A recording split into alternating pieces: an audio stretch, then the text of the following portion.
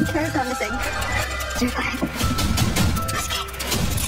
কাহিনীর শুরুতে আজ ক্লারার ঘুম ভাঙে তার বন্ধুর বাসায়। দুই ফ্রেন্ড মিলে ঠিক করে তারা লেকে ঘুরতে যাবে। জেসি ক্লারাকে বলে, তুমি গাছে পানি দিয়ে দাও আর আমি ওয়াশরুম থেকে আসি, এরপর দুজন রেডি হয়ে ঘুরতে যাব। এই কথা শুনে ক্লারাও গাছে পানি দিতে চলে যায়। এমন সময় একটি গাড়ি ক্লারার সামনে এসে দাঁড়ায়। গাড়ি থেকে একটি লোক নেমে ক্লারার সাথে কথা বলতে এগিয়ে আসে এবং তাকে প্রশ্ন করে, বাসায় বাবা মা আছে? ক্লারা জানায়, এটা আমার বন্ধুর বাসা। তখনই লোকটি একটি গান বের করে ক্লারাকে বলে চুপচাপ তার সাথে যাওয়ার জন্য। সাথে বলে, যদি কোনো চালাকি করে তাহলে তাকে এখনই গুলি করে দেওয়া হবে। তাই ক্লারা আর কোনো উপায় না পেয়ে লোকটি যা বলে সেই অনুযায়ী কাজ করতে থাকে। এদিকে জেসি ওয়াশরুম থেকে বের হয়ে ক্লারাকে খুঁজতে থাকে, কিন্তু সে তাকে কোথাও খুঁজে পায় না। এদিকে লোকটি তার গাড়ি একটি লোকজনহীন রাস্তায় থামায়। গাড়ি থামতে দেখে ক্লারা কোনো মতে গাড়ি থেকে বের হয়ে দৌড়াতে থাকে। তখন লোকটি বাতাসে গুলি করে, যা দেখে ক্লারা ভয়ে লুটিয়ে পড়ে। ক্লারা সিদ্ধান্ত নেয় সে এখন লোকটির সব কথা শুনবে। লোকটি দড়ি এনে ক্লারাকে বেঁধে রাখে। এদিকে জেসি ক্লারার মাকে ফোন দিয়ে সব কথা খুলে বলে। লোকটি ক্লারাকে বাসায় এনে তার দড়ি খুলে দিয়ে তাকে তার বেডরুমে নিয়ে যায় এবং নানা ধরনের প্রশ্ন তাকে করতে থাকে, কেননা সে ক্লারার ফ্যামিলি সম্পর্কে সবকিছু জানতে চায়। লোকটি ক্লারাকে তার বয়ফ্রেন্ডের ব্যাপারেও জিজ্ঞাসা করে। তখন ক্লারা জানায় তার রায়ান নামে একটি বয়ফ্রেন্ড আছে। প্রশ্ন করার শেষে লোকটি বন্দুক দেখিয়ে ক্লারাকে বিছানায় শুয়ে পড়তে বলে, এরপর তাকে রেপ করে। কিছুক্ষণ পর লোকটি ক্লারাকে ওয়াশরুমে পাঠায়, যেখানে ক্লারা অন্যান্য মেয়েদের বিভিন্ন ধরনের জিনিস দেখতে পায়। এদিকে ক্লারার মা তার স্বামীকে ফোন করে সবকিছু খুলে বলে এবং পুলিশের সাহায্য চায়। পুলিশ সব ঘটনা শুনে জানায় হয়তো ক্লারা তার বয়ফ্রেন্ডের সাথে পালিয়ে গেছে এবং খুব তাড়াতাড়ি তারা বাসায় ফিরে আসবে। কিন্তু ক্লারার মা ভালোভাবে জানতো এমন কিছুই হয়নি। এদিকে লোকটি ক্লারাকে তার একটি টি শার্ট দেয় পরার জন্য এবং তার সাথে বসে গল্প করতে থাকে। গল্প করার সময় ক্লারা যতটা পারে লোকটি থেকে ইনফরমেশন নেওয়ার চেষ্টা করতে থাকে। লোকটি জানায় যদি সে তার সব কথা মেনে চলে তাহলে কিছুদিন পর সে তাকে যেতে দিবে। এরপর তারা একসাথে টিভি দেখে। এরপর ক্লারা বাসার চারপাশ অবজারভেশন করতে থাকে এবং লোকটির সাথে নানা ধরনের কথার ছলে আরো বেশি ইনফরমেশন নিতে থাকে। সন্ধ্যায় ক্লারা ওয়াশরুমে যেতে চাইলে সে লোকটির কাছে পারমিশন চায়। তখন লোকটি তাকে দরজা খোলা রেখেই তার কাজ করতে বলে এবং সে দরজার সামনে দাঁড়িয়ে তা দেখতে থাকে পৃথিবীতে যে কত ধরনের মানুষ থাকতে পারে। এরপর লোকটি ক্লারাকে রাতের খাবার রান্না করার জন্য বলে, কিন্তু ক্লারা রাতে খাবার খেতে না চাইলে তখন লোকটি তাকে ধমক দিয়ে বলে, তোমাকে বলেছি আমার সব কথা তোমার শুনতে হবে। এরপর ক্লারাকে ঘর পরিষ্কার করার কথা বলে সে সেখান থেকে চলে যায়। ঘর পরিষ্কার করতে গেলে ক্লারা আরো কিছু জিনিস অবজার্ভ করতে পারে। ক্লারা ফ্রিজের কাছে একটি ডক্টরের নাম্বার দেখতে পায়। সে সেই নাম্বারটিও মুখস্থ করে নেয়। সে ক্যালেন্ডারে কিছু ডেট দেখতে পায়। সেই ডেটগুলো সে মনে রাখতে শুরু করে। কিছুক্ষণ পর লোকটি এসে আবার মেয়েটিকে রেপ করে। এদিকে ক্লারার মা পুলিশ স্টেশন থেকে পুলিশ স্টেশনে যাচ্ছে তাকে সাহায্য করার জন্য, যাতে সে তার মেয়েকে খুঁজে পায়, কিন্তু কেউই তাকে সাহায্য করতে চাচ্ছে না। সবাই ভাবছে তার মেয়ে নিজ ইচ্ছায় কোথাও গেছে, আবার সময় শেষে চলে আসবে। কিন্তু ক্লারার মা সবাইকে বুঝিয়ে বলে যে সে ঘর থেকে কোথাও পালায়নি, আপনারা খোঁজা শুরু করুন। কিন্তু তারা সবাই একই কথা বলে, আপনি কোনো চিন্তা করবেন না, দিন শেষে আপনার মেয়ে বাসায় চলে আসবে। তারা এখনই খুঁজতে যেতে রাজি নয়। লোকটি ক্লারাকে নিয়ে টিভি নিউজ দেখতে বসে এবং তাকে বলে, দেখো তুমি যে হারিয়ে গেছো সেই ব্যাপারে কোনো নিউজ নেই, তার মানে তোমার বাবা মা তোমাকে একদমই ভালোবাসে না, তোমাকে খোঁজার জন্য তারা চেষ্টা পর্যন্ত করছে না। এরপর লোকটি হঠাৎই রেগে যায় এবং ক্লারাকে আবার বেডরুমে নিয়ে আসে। তাকে বেডরুমে এনে একটি কন্টেনারের মধ্যে বন্দী করে সে চলে যায় একটি কল করার জন্য।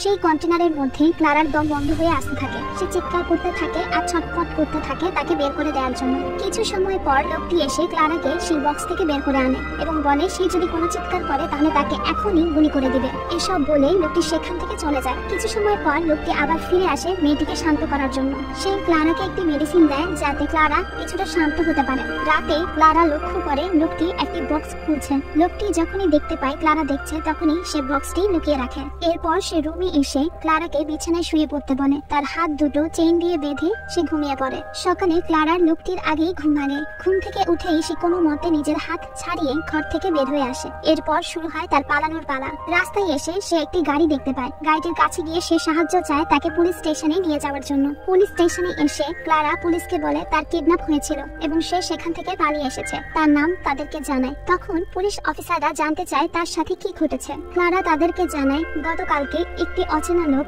তার বন্ধুর বাসার সামনে থেকে তাকে বন্দুকের ভয় দেখিয়ে কিডন্যাপ করেছে এবং তাকে একবার নয় বারবার রেপ করা হয়েছে। পুলিশ অফিসাররা যেই দুজন লোক তাকে পুলিশ স্টেশনে এনেছে তাদেরকে প্রশ্ন করে মেয়েটিকে তারা কোথায় খুঁজে পেয়েছে, কে কিন্তু তারা শুধু রোডের নাম বলতে পারে, অ্যাপার্টমেন্টের নাম্বার তারা জানে না। পুলিশরা জানায় তার মা তাকে খোঁজার জন্য এখানে অনেকবার এসেছে, কিন্তু তারা তার কথা শুনেনি। তারা আর দেরি না করে ক্লারার মাকে ফোন দিয়ে জানায় যে আপনার মেয়েকে খুঁজে পাওয়া গেছে। ক্লারা তার মায়ের সাথে কথা বলে জানায় সে এখন পুলিশ স্টেশনে আছে, তাকে যেন তিনি তাড়াতাড়ি নিতে আসেন। এদিকে পুলিশ অফিসাররা তাকে প্রশ্ন করতে থাকে লোকটির নাম কি, লোকটি কোথায় থাকে এবং তার অ্যাপার্টমেন্ট নাম্বার কি। ক্লারা বলে আমাকে যদি সেই রোডে নিয়ে যাওয়া হয় তাহলে আমি আপনাদেরকে সেই অ্যাপার্টমেন্টে দেখিয়ে দিতে পারবো। অফিসাররা একটি লোককে দেখিয়ে সেই লোকটিকে কিডন্যাপারের ব্যাপারে প্রশ্ন করতে থাকে, কিন্তু তখন লোকটি জানায় এমন দেখতে অনেক মানুষই আছে। তখন ক্লারা গাড়ি থেকে নেমে এসে জানায় লোকটির বাসায় অনেক পশু পাখি আছে এবং তার বাসার দেয়ালে একটি উল্ফের ছবি আছে। তখন সেই লোকটি বুঝতে পারে মেয়েটি কার কথা বলছে।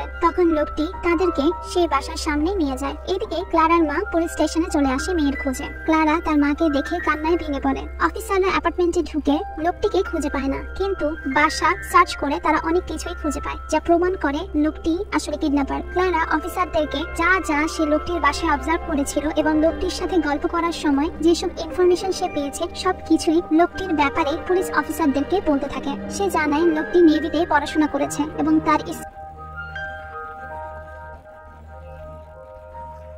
এখন ডিজনিল্যান্ডে আছে। তার একটি তোতা পাখি আছে যার নাম ক্লাইড এবং লোকটি একটি দাঁতের ডাক্তারের কাছে যায় যার ফোন নাম্বার হচ্ছে এটা। ক্লারা আরো জানায় তার অ্যাংজাইটির সমস্যা আছে, তাই সে প্রায় সময় সাইকিয়াট্রিস্টের কাছে যায়। তারা সবাই এই ইনফরমেশন পেয়ে অবাক হয়ে যায় কিভাবে এই ছোট্ট মেয়েটি এত কিছু জিনিস মনে রেখেছে, কিন্তু এই ইনফরমেশন গুলো তাদেরকে সাহায্য করবে আসল আসামিকে খুঁজে পাওয়ার জন্য। কিছুক্ষণ পর সেখানে ডক্টর চলে আসে। ডক্টর এসে তার যে রেপ হয়েছে সেটা পরীক্ষা করতে নেয়। তখন ক্লারা পুলিশ অফিসার আর ডক্টরকে নিষেধ করে তারা যাতে তার মাকে এই ব্যাপারে না বলে, এতে তার মা আরো বেশি কষ্ট পাবে। পুলিশ অফিসাররা সেই বক্সের মধ্যে আরো অনেকগুলো ভিকটিমের প্রমাণ পায়। তারা বুঝতে পারে ক্লারা কোনো মিথ্যা কথা বলছিল না। ক্লারা প্রথম ভিকটিম ছিল না, এর আগেও অনেক মেয়ে এই লোকটির ভিকটিম হয়েছে। তারা পোস্টার ছাপায় এবং সেটা সব জায়গায় ছড়িয়ে দেয়। এরপর পুলিশ অফিসাররা একে অপরের সাথে কথা বলে কেন তারা আগে এটিকে একটি ইম্পর্টেন্ট কেস হিসেবে দেখেনি, তাহলে তো এতদিনে এতগুলো মেয়ে মারা যেত না। তাদের উচিত ছিল প্রথম দিনই ক্লারার খোঁজে তাদের বের হয়ে পড়া। ক্লারা বাসায় আসে দেখে তার অনেক আত্মীয় স্বজন তার সাথে দেখা করতে এসেছে এবং তাকে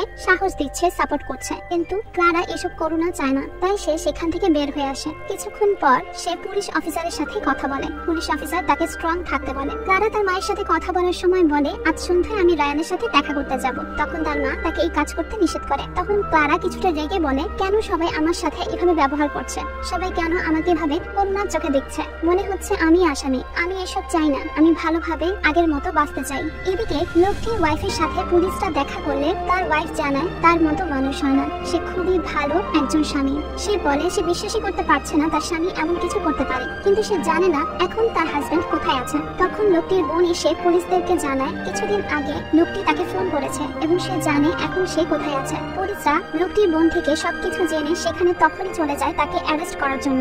অফিসার ক্লারার সাথে দেখা করতে আসলে ক্লারা বলে আপনারা সারাক্ষণ আমার সাথে এভাবে দেখা করতে কেন আসছেন, আমার এটা একদমই পছন্দ না। তখন অফিসার তাকে জানায় তোমাকে এখন সাবধান থাকা দরকার, কারণ আমরা এখনো লোকটিকে খুঁজে পাইনি, সে যে কোনো সময় তোমার উপর অ্যাটাক করতে পারে।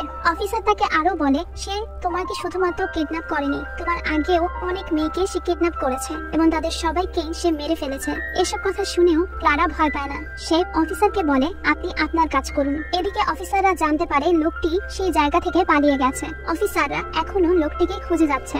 অফিসার ক্লারার সাথে আবার দেখা করতে আসে এবং তাকে বলে তুমি কোনো ভিকটিম না, তুমি হিরো, তোমার কারণে অনেকগুলো মানুষের জীবন বাঁচবে, তোমার কারণেই আমরা পারবো লোকটির কাছে পৌঁছাতে। সাথে এটাও বলে যখনই আমরা লোকটিকে ধরতে পারবো সবার প্রথমে আমরা তোমাকে জানাবো। অফিসারের সাথে কথা শেষে ক্লারা মায়ের থেকে পারমিশন চায় বেসবল খেলা দেখার জন্য, কিন্তু তার মা কোনোভাবেই তাকে পারমিশন দিতে চায় না। তখন ক্লারা রেগে বলে আমি চাই একটি নর্মাল লাইফ লিড করতে। এরপর সে বাসা থেকে বের হয়ে পড়ে। এদিকে অফিসাররা লোকটিকে খুঁজতে খুঁজতে এক রাস্তায় তার দেখা পেয়ে যায়। লোকটিকে যখনই তারা অ্যারেস্ট করতে নেবে তখন লোকটি ভয়ে নিজেকেই নিজে শুট করে দেয়। এরপর অফিসাররা এসে ক্লারাকে জানায় সবকিছুর ব্যাপারে। ক্লারা বলে সে এত সহজ মৃত্যু ডিজার্ভ করে না, সে তো অনেক কঠিন শাস্তি পাওয়ার যোগ্য, সে এত তাড়াতাড়ি মরে গেল কেন। তখন অফিসার বলে লোকটি মরার আগে রিয়েলাইজ করেছিল সে অনেক খারাপ কাজ করেছে, এটাই যথেষ্ট। সাথে অফিসার তাকে বুঝিয়ে বলে এখন তোমাকে তোমার এই অতীত সম্পর্কে কোর্টে কারোর সামনে বলতেও হবে না, তুমি এখন নর্মাল লাইফ লিড করতে পারবে কোনো ভয় ছাড়া। তার প্রশংসা করে বলে আমি আমার এই জীবনে